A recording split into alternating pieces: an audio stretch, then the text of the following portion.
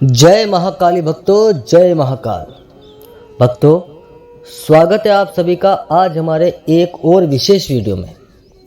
भक्तों, आज हमारे पास हमारे एक साधक का प्रश्न आया है कि गुरुदेव, अगर किसी व्यक्ति के शरीर में कोई सवारी आती है तो क्या सच में सवारी आती है या फिर वो नाटक करता है। तो भक्तों, इसी विषय को आज आपको पूरा समझाने के लिए ही हमने ये वीडियो बनाया है। इस वीडियो में आप पहले ये जानिए कि सवारी आखिर होती क्या है, क्यों आती है शरीर में, और क्या सच में सवारी आती है या नहीं आती है। तो देखिए भक्तों, आप मुझे ये बताइए कि अगर मान लीजिए आपका कोई इष्ट देव है, चाहे वो काली माता हो सकती है, दुर्गा माता हो सकती है, चंडी हो सकती है, महादेव हो सकते हैं, काल भैरव हो सकते हैं, अगर आप उनकी सेवा करते हैं तो वो किस प्रकार आपको अपनी ऊर्जा प्रदान करेंगे। अगर आपका शरीर सक्षम है, आप तंत्र मंत्र की जानकारी रखते हैं, तो वो आपको शक्तियां प्रदान करेंगे। लेकिन अगर आप अभी तंत्र मंत्र साधना में नए हैं और कोई देव आपसे प्रसन्न है, तो वो अपनी सवारी आपको प्रदान करेगा। सवारी का अर्थ आप ये समझ लीजिए कि ऊर्जा, एक ऐसी ऊर्जा जो जब आपके मूलाधार चक्र पर कब्जा करती है, तब आपके आंखों के आगे ऐसा अंधेरा हो जाता है कि आपको कुछ दिखाई नहीं देता। एक प्रकार का नशा मान लीजिए आप। देखिए, सवारी सत्य में आती है, लेकिन सवारी किसी के शरीर में नहीं आती। सवारी कहां आती है? सवारी आती है आपके मस्तिष्क के मूलाधार चक्र पर। उस चक्र को सवारी कुछ समय के लिए, हो सकता है वो 5 मिनट, 10 मिनट, 7 मिनट, जो भी सवारी का समय है आने का, कितनी देर वो रुकेगी, उतने समय के लिए उस मूलाधार चक्र पर सवारी अपना कब्जा करती है और आपके दिमाग को उस प्रकार घुमाती है जैसा वो चाहती है। अगर आपकी सवारी चाहती है कि वो आपसे ये कहलवाए, तो आप वही कहेंगे, क्योंकि आप का जो मूलाधार चक्र है वही तो आपके पूरे शरीर को नियंत्रण करता है। अब अगर किसी देवी देवता की ऊर्जा आपके मूलाधार चक्र पर आकर बैठ गई है, तो मूलाधार चक्र वही करेगा जो वो ऊर्जा उसे कहेगी, और उसी ऊर्जा को मूलाधार चक्र पर कब्जा करने को ही हम सवारी कहते हैं। ये होती है सवारी की परिभाषा।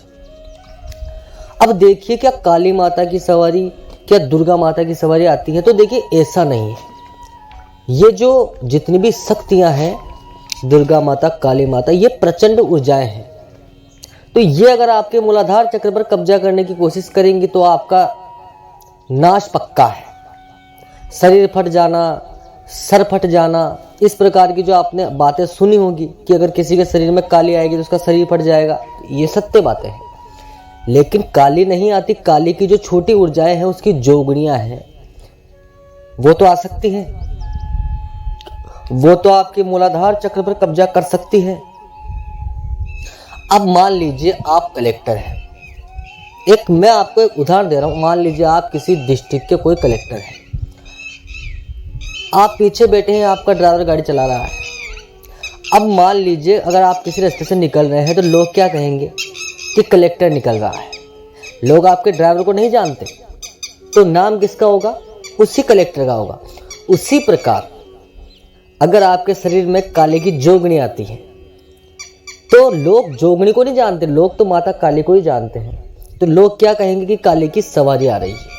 बस अगर आप इस उदाहरण को समझ गए हो, तो यही तरीका है आपको ये समझाने का कि सवारी शरीर में कैसे आती है। और रही बात सवारी शरीर में क्यों आती है, तो देखिए, सवारी इसीलिए आती है कि आपका इष्ट देव आपके ऊपर कृपावान हो सके। आपका जो शरीर है वो सवारियों को, शक्तियों को अपने अंदर लेने की क्षमता पैदा कर सके, इसीलिए शरीर में सवारियां आती हैं। इसके बाद के कई प्रोसेस होते हैं जो हम आपको आगे बताएंगे। अब बहुत सारे लोग क्या करते हैं, उनके शरीर में सवारी आती है तो पूरी जिंदगी गद्दी लगा के कार्य करते रहते हैं, बस उनकी यही स्थिति है आखिर। लेकिन ऐसा नहीं है। अगर आपके शरीर में सवारी आई है, इसका अर्थ है कि आपका इष्ट देव आपको इस मार्ग में बहुत आगे ले जाना चाहता है। अब जो गुरु का मार्ग पकड़ लेता है, जो समझ जाता है, वो आगे बढ़ जाता है, जो नहीं पकड़ता वो नहीं समझता है। इसी विषय में भक्तों हमारे पास और भी कई सारे प्रश्न हैं, जैसे सवारी बुलाएं कैसे, सवारी से कार्य कैसे करवाएं, सवारी को गुरु कैसे बनाएं, ये सब जो प्रश्न है हम आपको अगले वीडियोस में देंगे, क्योंकि एक ही वीडियो में मैं सारे सवालों का आपको जवाब नहीं दे सकता। आशा करता हूँ आप इतना समझ गए होंगे कि शरीर में सवारी क्यों आती है और किस प्रकार आती है। आपका भी अगर कोई प्रश्न हो तो आप कमेंट करें, हम आपको जवाब अवश्य देंगे। जय महाकाली बच्चों, जय महाकाल, हर हर महादेव।